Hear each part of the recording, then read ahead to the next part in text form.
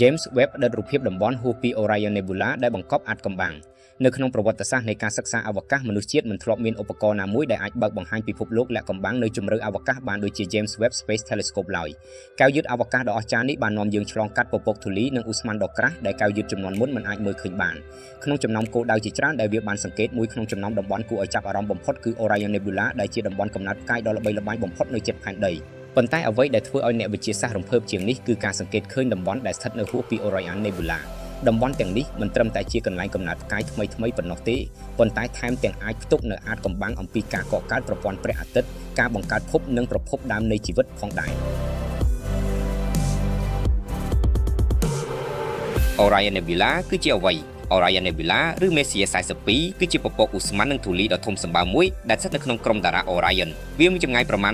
1344 ឆ្នាំពន្លឺពីផែនដីហើយជាតំបន់កំណត់ផ្កាយដែលនៅជិតយើងបំផុតពេលយើងមើលទៅលើមេឃនៅរដូវរងា Orion គឺជាក្រុមតារាដែលងាយស្រួលសម្គាល់បំផុតនៅចំកណ្ដាលដៅរបស់ Orion មានចំណុចភ្លឺស្រាប់មួយដែលនោះគឺ Orion Nebula អ្នកវិទ្យាសាស្ត្របានសិក្សាតំបន់នេះអស់ជាច្រើនសតវត្សមកហើយព្រោះវាជាមន្ទីរពិសោធន៍ធម្មជាតិដ៏ល្អបំផុតសម្រាប់សិក្សាពីការកកើតផ្កាយនៅទីនេះមានផ្កាយទើបកើតរាប់ពាន់និងថាសធូលីដែលអាចក្លាយជាភពនៅថ្ងៃអនាគតហេតុអ្វី James Webb អាចមើលឃើញអ្វីដែលគេមិនធ្លាប់ឃើញមុនពេល James Webb ត្រូវបានបាញ់បង្ហោះអ្នកវិទ្យាសាស្ត្រពឹងផ្អែកលើ Hubble Space Telescope ជាចម្បង Hubble ផ្ដល់រូបភាពដ៏អស្ចារ្យប៉ុន្តែវាមានដែនកំណត់មួយធំវាមើលឃើញភាគច្រើនក្នុងពន្លឺដែលភ្នែកមនុស្សអាចមើលឃើញបញ្ហាគឺពពកធូលីនៅ Orion Nebula មានកម្រាស់ខ្លាំងណាស់ហើយរារាំងពន្លឺទាំងនោះ James Webb ប្រើពន្លឺ infrared ដែលអាចជ្រៀតឆ្លងកាត់ធូលីបាននេះមានន័យថាវាអាចមើលចូលទៅក្នុងស្បូនរបស់តារាដែលផ្កាយកំពុងកើតវាដូចជាការបដូរពីការមើលជញ្ជាំងខាងក្រៅនៃអគារទៅការមើលឃើញអ្វីៗទាំងអស់នៅខាងក្នុ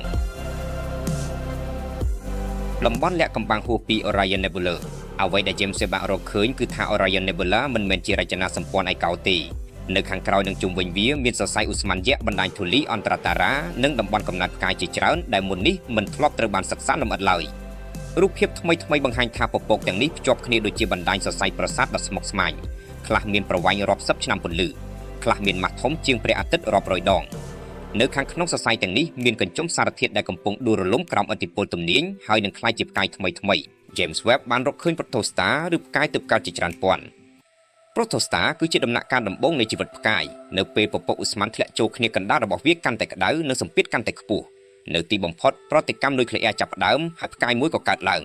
Webb អាចមើលឃើញដំណើរការនេះដោយផ្ទាល់វាជាឱកាសដ៏កម្រព្រោះផ្កាយភាគច្រើនលាក់ខ្លួននៅក្រោយធូលីក្រាស់ការរកឃើញដ៏គួរឲ្យភ្ញាក់ផ្អើលមួយទៀតគឺថា Protoplanetary Disk ឬ Proplyceថាសទាំងនេះជារង្វង់ធូលីនិងឧស្ម័នដែលព័ទ្ធជុំវិញផ្កាយក្មេងៗនៅក្នុងថាសទាំងនេះភាគល្អិតធូលីតូចៗបុកគ្នារួចរួមបញ្ចូលគ្នាជាបន្តបន្ទាប់ពីរាប់លានឆ្នាំវាអាចក្លាយជាភពអ្នកវិទ្យាសាស្ត្រជឿថាប្រព័ន្ធព្រះអាទិត្យរបស់យើងក៏បានកើតឡើងតាមរបៀបនេះដែររូបភាពពី Webb បានបង្ហាញថាសរុបរយដែលមានទំហំនិងរចនាសម្ព័ន្ធខុសៗគ្នាខ្លះមានចន្លោះប្រហោងនៅកណ្ដាលដែលអាចបង្ហាញថាភពកំពុងកកើតម៉ូលេគុលស្មុគស្មាញអាចកំបាំងដ៏ធំបំផុតមួយគឺការរកឃើញម៉ូលេគុលសរីរាង្គស្មុគស្មាញអ្នកវិទ្យាសាស្ត្របានរកឃើញសញ្ញានៃទឹកកាបូនម៉ូណូអុកស៊ីតមេតានអាម៉ូញ៉ាក់ម៉ូលេគុលកាបូនស្មុគស្មាញសារធាតុទាំងនេះគឺជាគ្រឿងផ្សំមូលដ្ឋានសម្រាប់ជីវិតទោះបីជាវាមិនមានន័យថាមានជីវិតនៅទីនោះក៏ដោយប៉ុន្តែវាបង្ហាញថាសារធាតុសម្រាប់បង្កើតជីវិតអាចមានសម្បូរបែបនៅទូទាំងកាឡាក់ស៊ីតើមានភពរកលាក់ខ្លួននៅទីនោះទេការសិក្សាមួយចំនួនបានបង្ហាញពីវត្ថុចម្លែកជាច្រើនដែលមិនមែនជាផ្កាយនិងមិនមែនជាភពធម្មតាវាអាចជាភពរកដែលធ្វើដំណើរឯករាជ្យក្នុងអវកាស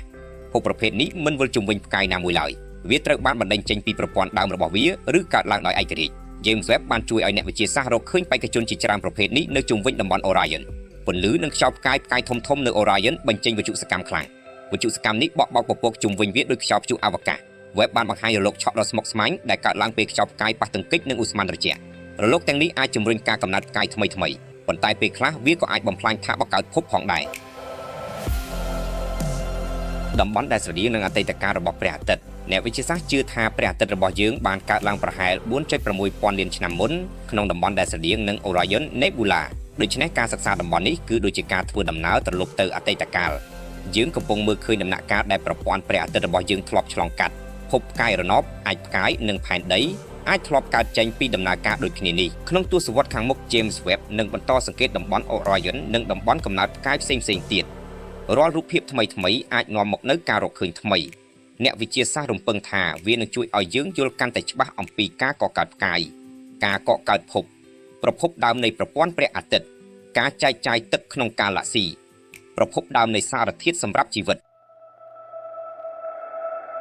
រូបភាពដែល James Webb ផ្តិតបាននៅតំបន់ហួសពី Orion Nebula មិនមែនគ្រាន់តែជារូបភាពស្រស់ស្អាតនៃអវកាសប៉ុណ្ណោះទេវាជាបង្អួចមួយដែលបើកឲ្យមនុស្សជាតិមើលឃើញដំណើរកំណើតនៃផ្កាយភពនិងប្រហែលជាគ្រឿងផ្សំដំបូងនៃជីវិតនៅពីក្រោយពពកធូលីដ៏ក្រាស់មានពិភពលោកមួយដែលពោពេញដោយសកម្មភាពផ្កាយថ្មីៗកំពុងកើតភពនាពេលអនាគតកំពុងប្រមូលផ្ដុំ molecule ស្មុគស្មាញកំពុងរីកចម្រើនហើយនៅកន្លែងណាមួយក្នុងភាពងឹតនោះអាចមានអាថ៌កំបាំងដែលនឹងផ្លាស់ប្ដូរយល់ដឹងរបស់យើងអំពីចក្រវាឡជារៀងរហូតការសង្កេតរបស់ James Webb បានបង្ហាញយ៉ាងច្បាស់ថាចក្រវាឡនៅតែមានរឿងជាច្រើនដែលយើងមិនទាន់ដឹងហើយតំបន់ហួសពី Orion Nebula គ្រាន់តែជាចំណុចចាប់ផ្ដើមនៃដំណើរស្វែងរកដ៏អស្ចារ្យមួយប៉ុណ្ណោះ